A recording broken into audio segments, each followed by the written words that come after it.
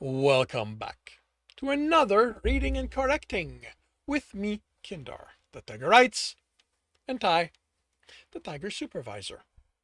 These are where I read a chapter from one of my stories and correct it as I go. If you want to listen to these live, it's every Tuesday morning, 8 a.m. Eastern Time on Twitch and YouTube. And if you are looking to support me, that is on my Patreon. Today, we are doing chapter 69 of Stepping Wild. The story Tibs heard weren't recent. There hadn't been any incident in 4 generations, as best as he gathered. But when they spoke of them, the sense he got was that they took place days deep within the forest, not weeks or months. It meant this was the closest village to his potential dungeon. It meant that his return from the fort would be less noteworthy. He'd already told them he was used to wilderness, but if they had opinions about scholars, if they had, it was that those never ventured far from their books. It didn't mean there was a dungeon. In fact, 4 generations of it growing, stretching their influence closer to the edge of the forest, should mean more encounters, even if they barely ventured among the trees. He didn't know how. He didn't know what a dungeon's limits were when it came to stretching its influence, but it grew with them. Stowe had gone from barely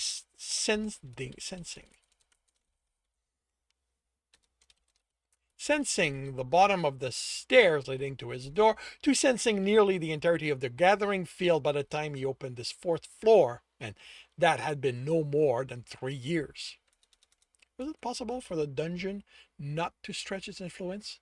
Could they choose, the way he did with his sense, to pull it in, limit the chances of interaction with people? This would mean that every story told was actually some animal distorted by fear, memory, and retelling. But why would a dungeon do that? People were the easiest way for a dungeon to grow in power, and they didn't know what people were. Even with Ganny to educate Stowe, he hadn't understood people were similar to him until Tibs had been able to speak with them. Maybe the tavern keeper's story was closer to the truth than she believed. Maybe Ramistal had come, and the monster she'd vanquished was the dungeon. But then, why wouldn't she report the incident to the guild? Because if she had, the guild would be looking away from mountains for dungeons. Finally, he might be wasting his time. Maybe there was no dungeon, never had been. Maybe it never had been. It was the most likely answer, but he wouldn't know until he went looking. If he found nothing, at least he'd be able to tell the village folks, the forest was safe from monsters, that they could go far in as they needed. But if he found the dungeon, he couldn't keep his excitement down. A dungeon that was older than 4 generations meant deeper floors. He'd be able to train, push through, rank up, and finally unlock suffusing himself. That possibility kept him going over the weeks and months of search. He knew what to pay attention to. The way dungeons made walls, no matter how ordinary they looked, felt different. But, you know what? I'm changing this. Dungeon made walls, no matter how ordinary they looked, felt different. But as far as his sense stretched, the precision that let him tell ordinary from dungeon made went away well before the halfway point. With the stories implying days deep, he'd expected to have felt something weeks before. There was only so far in villagers would venture and come back, and he'd been as systematic in his search as he knew how to. Years before, a scholar he'd spoken with had gone on about being part of a group who had documented a keep older than the Adventurers Guild. Tibbs' question had only been in wow. Tibbs's question had only been about it existing before them, but the explanation of kings and kingdoms of war over dungeon had come only as part of the details of how they had gone about investigating it. He'd forgotten most of what the scholar had said and was grateful for it, but he'd pulled enough from his memory to remember they made grids and assigned scholars to each. They marked the ones already searched so work couldn't be done a second wouldn't be done a second time. They'd used ropes to mark the grids. He could make ropes, but on the scale of the forest, he couldn't make enough of it. He also couldn't use essence to make those lines. He'd have to will them to remain, and one slip of his attention and they would dissipate. This is too complicated. And they would be undone. And they would be undone. He settled on a small reshaping of the essence within the trees. With object, changes made within them took time to undo. The solidity of the object kept the essence from changing quickly. With small items made mostly of one element, like metal nails, he could even change their shape and it would keep it. Too many elements, too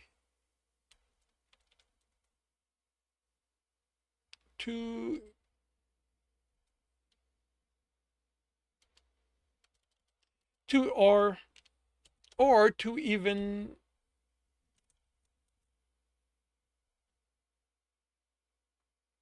I see, or a too even spread of more than one meant he couldn't make significant changes to them since then. What? Or a too even spread of more than one meant he couldn't make significant changes to them. Oh, wow. Comma. Since then, the interaction between them came into play. Wow. Was that broken? Objects were very much like weaves, the way he understood things. They weren't, he understood that, but to his sense, they still felt so.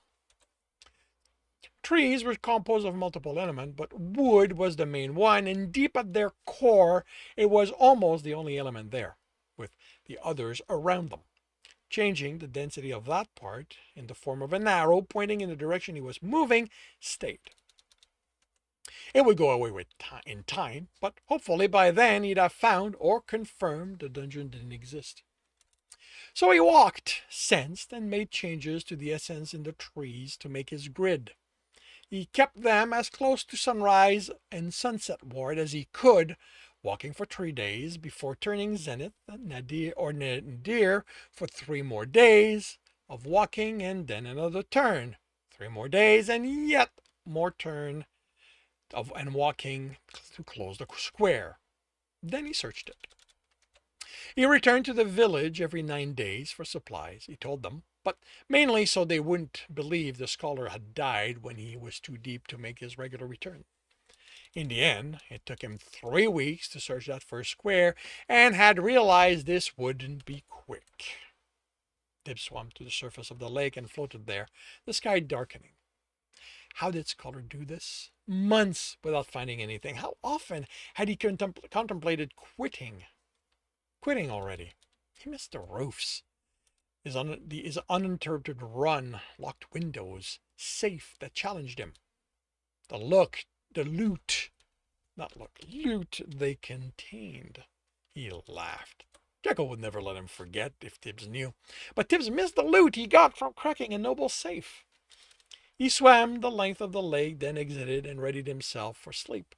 This wasn't the same as running, but swimming tired him. Made him feel like he'd accomplished something instead of walking around for nothing. But he'd go back to his search in the morning. He wasn't ready to give up. Not yet, anyway. Come on, Tibs taunted the large cat. I'm right here. I'm an easy meal. Just bounce already. It was his third encounter with the cat. Half his height at the shoulder, sleek under golden fur, so short it was rough when Tibs ran his hand on it in the wrong direction. That had almost gotten his hand bitten off. A blast of air had sent the cat away well before the thief sank in. He could make the cat leave him alone, hurt it until it understood this wasn't his meal. He could kill it and make it his food for a while. But the cat was the only one around, and its attempt to kill him were entertaining. Were an entertaining distraction. Fine. He shrugged and turned his back to it. I guess you've given. He spun, faced it mid-leap, grinning. He was certain he read surprise and annoyance on its face as he caught it, fell back, and launched it away. If it could talk, he'd expect a not again out of it. It righted itself before landing, then sat and groomed itself. Oh, sure. You know what you knew. I'd do that. It's how you planned it, isn't it? He rolled his eyes. You are so full of it. I tricked you fair and square. And if you had any honor, you'd admit that. The cat rose, turned in with a flick of the tail, walked away. That's it? You're just letting me win? Do you like going hungry? Is that it? The cat ignored his taunt this time, and Tibs returned to his search for a dungeon he was more certain didn't exist. Tibs hated himself. He glared at the cat, at it and the cat. You know what? This is going to be like that. No, like that. Tibs hated himself. He glared at it and the cat. You knew it was there. It was here this entire time, didn't you? What took you so long leading me here? The cat had surprised him in the night. He'd woken when the weight landed on him and reflexively thrown it off. Then the chase had been on. He'd run after the cat ran after him. As per the rules they'd agreed to in the early days, he pulled his sense in and only used essence when the cat forgot this was a game between them. Kept reminding it over and over that biting hurt when even if he could heal himself, but it didn't care. As the sun shed light through the trees, Tibs had sensed something at the edge of his highly diminished sense, and of course the distraction had been planned and the cat made use of his inattention. That had led to more chasing, and now, after the cat led him round and round, around and around, Tibs stood before a line of dungeon-made trees. The cat sat paces away, looking smug. Hello? The cat canted its head. Not you. I'm trying to get the dungeon's attention. They might be busy elsewhere. He smiled. What do you think? We go in? They won't be able to ignore two runners like us, breezing through the traps. First-floor mobs are easy to deal with. I've dealt with many of them. He stepped between the trees, then noticed the cat. He noticed he was alone. Come on, he called back. Don't be a scaredy cat. And don't give me that look. You're a cat, and you're obviously scared. Yes, you had reason before. An Omega like you can't just mindlessly walk into a dungeon if you expect to survive. But I'm here now. I've run dungeons with 4 floors. So, you know I can keep you safe on the first one. Some of his enthusiasm went away. But then the guild took my essence. Don't get mixed in with them. They're all bad people. The cat remained sitting. Tibs narrowed his eyes. I'm warning you, if you're going to pass me while I'm busy dealing with traps of dungeon creatures, we are going to have a talk about this game of ours. Am I clear? The flick of the tail was the definition of dismissive. He rolled his eyes. This is going to take a while. Don't wait up. This is going to take a while, so don't wait up. He remained alert for the cat's treachery, but that was taken away by the sense of something was wrong. He studied what he sensed while advancing toward the first room, and the ordinary plants he saw there added to the wrongness. He could envision a dungeon, letting them grow naturally as part of the forest theme, but not through the cracks of a broken floor, or around and over the base of dungeon-made trees. The layout reminded him of Stowe's boulder room.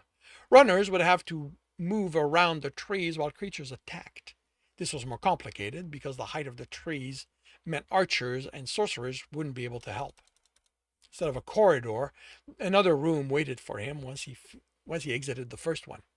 A trapped floor by the wooden assemblies visible where the floor had broken open.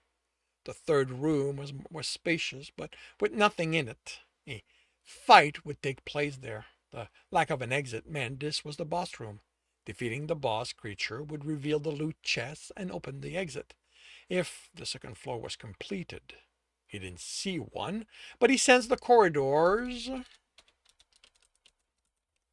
under him.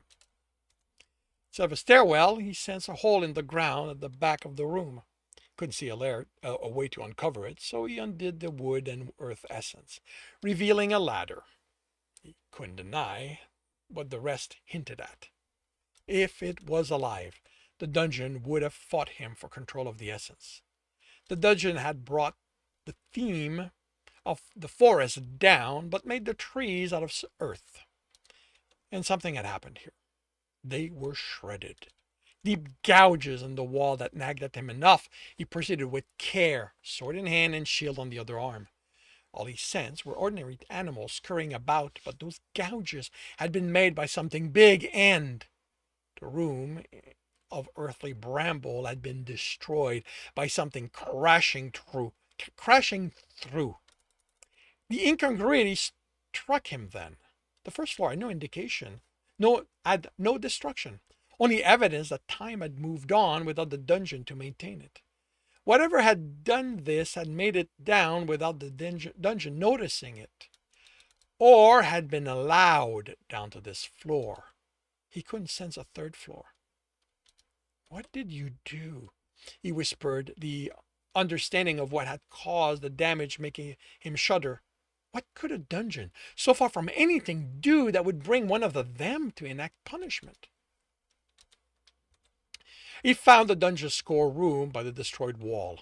The inside was eerily similar to his memory of the destruction of the them at wrought in Stowe's score room. The walls and floors clawed. The cradle in the far wall raked and something ripped out of its center. He found a remnant of the core at its feet, dull shards of crystal that looked to have been stumped on. He remembered how colorful Stowe's core had been. The lack of color made him more than sad. It made him sick, angry. What could have justified this? Had they needed one? He remembered them as hateful, vindictive. They'd been sent to punish Stowe because he'd helped Craggle Rock. He'd helped people. If something could kill because you'd helped others, did they need a reason at all? What had happened to the dungeon's helper? Had they been sent back where they came from? Ganny had talked of being taught how to be a helper. That implied a place where it happened. Had them killed them for their parts in whatever they felt the dungeon had done to deserve death? He looked at the shard. He didn't want what was left of the dungeon to be alone anymore, but to take them meant risking having them fall in others' hands. If he thought he could, he'd take them to Stowe, but Craggle Rock wasn't a place he could go to while the guild remained. They'd be on the lookout for him there more than anywhere else. Furman? Would they know what to do, being so young? Should they see the danger of having them visit? Could the shard be burned? He could make his fire so hot he had scarred dungeon-made walls while still fought to keep them intact. There would be nothing left here. Nothing left of the dungeon. Of someone who'd only lived to test people, to push them to get stronger, smarter, wiser. He couldn't add to the destruction, even if there was no life left. He returned to the first floor, covered the hole with earth and grass. He didn't have to do anything else. Nature was already asserting itself. It would look odd to someone coming across this, but nothing here would make them think there was more. No one will bother you anymore, he whispered, and headed out of the dungeon's remain.